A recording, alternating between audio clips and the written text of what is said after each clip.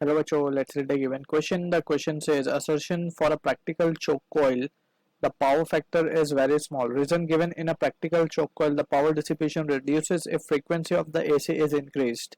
Option 1 given है assertion is true, reason is true, reason is correct explanation for assertion. Option 2 assertion is true, reason is not correct explanation for assertion. Option 3 assertion is true, reason is false. Option 4 assertion is false, reason is true. So to understand this question, we need to understand about the concept of choke coil. So actual में अगर हम बात करें for practical purpose, जो realistic case है, choke coil is nothing but a series RL circuit. ठीक है, जिसमें we have resistance and an inductor. अब ये जो रेजिस्टेंस हमने सेपरेटली बनाया, ये एक्चुअली में वही वायर का रेजिस्टेंस है जिससे ये कॉइल्स बनी है, राइट, या फिर इंडक्टर बना है. सो इसको हमने जस्ट सेपरेट दिखाया. एंड चोक कॉइल का पर्पस क्या होता है? चोक कॉइल बेसिकली उन डिवाइसेस में यूज होता है जहां पे we don't require any high voltages supply. ठीक है, लाइक फॉर एग्जांपल ट्यूबलाइट. अगर हम मान लें कि ये हमारी ट्यूबलाइट है, सो ट्यूबलाइट के साथ हमें क्या कनेक्ट करना पड़ेगा? एक चोक कॉइल कंसिडर करना पड़ेगा या कनेक्ट करना पड़ेगा, so that we will bypass the high voltage across the tube. ठीक है ना. तो जो ट्यूब में हाई वोल्टेज जाने वाला है वो हम आरएल में पास कर देंगे, सो दैट इसके पास जो वोल्टेज है वो सप्लाई कम आए. So this is what the basic understanding we need to have regarding the choke coil. अब हम बात करते हैं आरएल की. अगर हम इंस्टेड ऑफ आरएल अगर हम जस्ट रेजिस्टेंस यूज करते तो रेजिस्टेंस में यूज करने का प्रॉब्लम क्या था?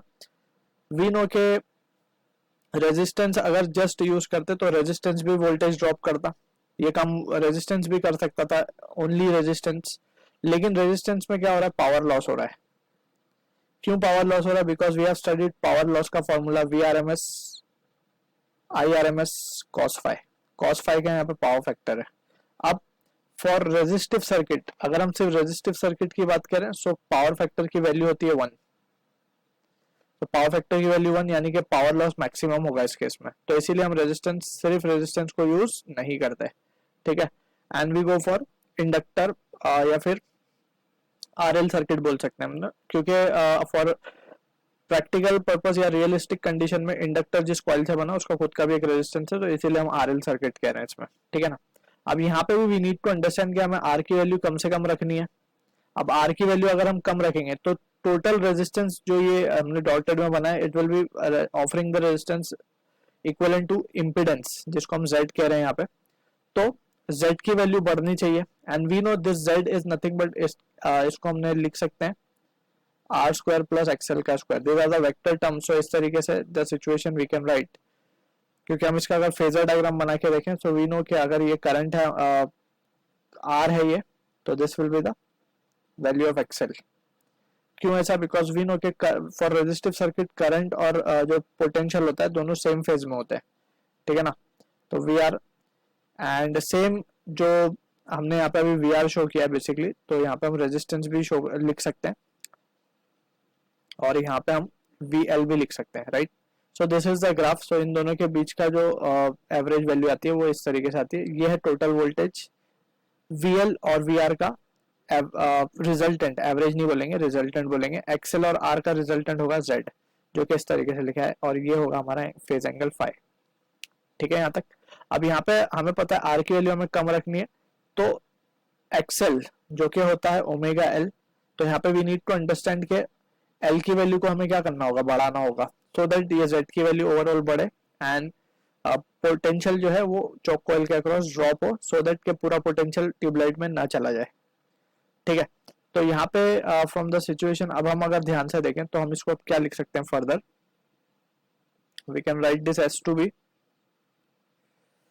cos फाइव की वैल्यू अगर हम देखें from the diagram, cos five क्या लिखा जा सकता है? It can be done as XL upon Z.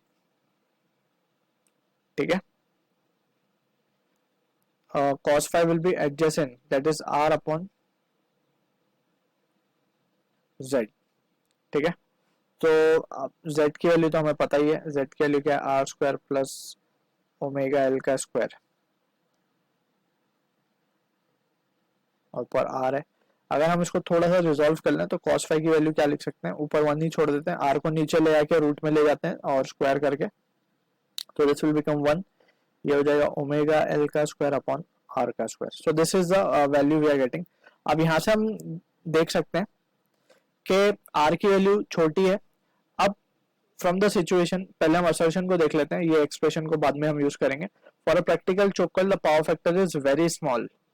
Practical choke coil की अगर हम बात करें तो पावर फैक्टर को, क्योंकि यहाँ पे पावर फैक्टर मैक्सिमम आ रहा था इसीलिए हम रेजिस्टेंस यूज नहीं कर रहे थे, तो हमें पावर फैक्टर को क्या करना था, कम करना था। तो प्रैक्टिकल पर्पस में जो चोक कॉइल का पावर फैक्टर होता है वो कम ही होता है, तो दिस इज ट्रू। ठीक है, अब रीजन में देखा जाए कि क्या बोल रहा है, in practical choke coil the power dissipation reduces if frequency of the H is increase. अब यहाँ पे हम सीधा एक चीज हमने यहाँ पे डिस्कस की कि हमने एल को बढ़ाने की बात की थी। At the same time we can also speak कि हम ओमेगा को भी बढ़ा सकते हैं। अब ओमेगा बढ़ेगा तो यहाँ से अभी इस पावर फैक्टर के एक्सप्रेशन से हम इसको समझते हैं, अगर ओमेगा बढ़ रहा है आर घट रहा है तो ये ओवरऑल जो टर्म है, ये वाला ओवरऑल जो टर्म है it will be tending towards infinity.